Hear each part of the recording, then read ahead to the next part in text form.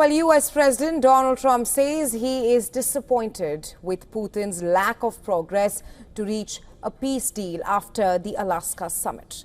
This as the Russian president claims Trump's administration is listening to its justifications for the Ukraine conflict, stating that he was not worried by a potential access between Russia and China.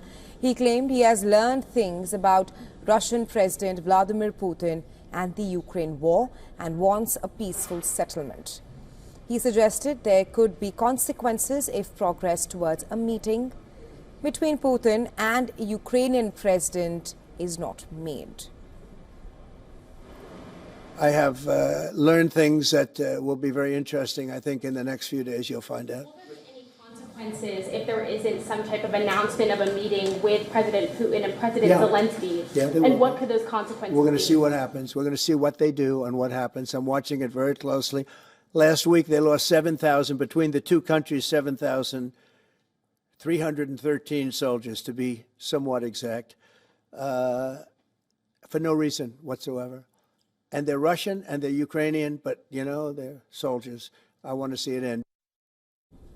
Noting a mutual understanding between Moscow and Washington during his visit to China, Putin expressed satisfaction with the current dialogue, hoping that it will continue constructively. Our latest contacts with President Donald Trump, with the American administration in Anchorage, have shown that the new administration is listening to us. Because if earlier, in contacts with the previous administration of President Biden, we talked about this, no one wanted to hear us. Now we see this mutual understanding. It's noticeable. We are very happy about this and hope this constructive dialogue will continue. During a meeting with Slovak Prime Minister Robert Fico in China, Putin stated that Russia has no objections to Ukraine joining the European Union and emphasized Russia's security concerns regarding NATO's expansion. As for Ukraine's EU membership, we have never objected to this. As for NATO, this is another issue. The point is the security of the Russian Federation, not only today or in mid-term time span. It is about long-term outlook. Our position here is well known. We consider it is unacceptable for us. In his nightly video address, Ukrainian President Volodymyr Zelensky accused Putin of telling stories as if he is not to blame for the war. These days in China, Putin continues to tell his stories as if he is not to blame for the war, as if someone is always forcing him to fight, kill, drive children into shelters, and send thousands of people to storm our positions. And now, we see another buildup of Russian forces on some parts of the front.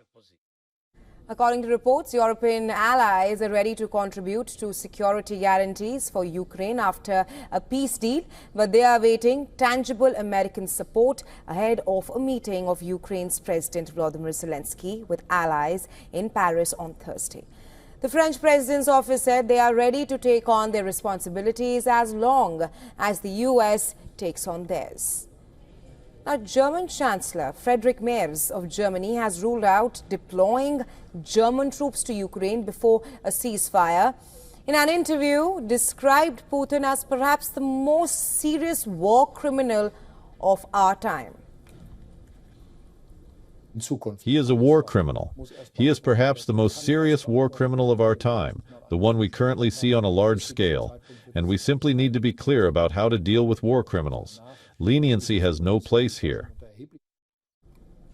Meanwhile, Ukrainians pay tribute to prominent lawmaker Andrei Parubi as he was buried on Tuesday after being gunned down in a daytime attack on Saturday in Lviv.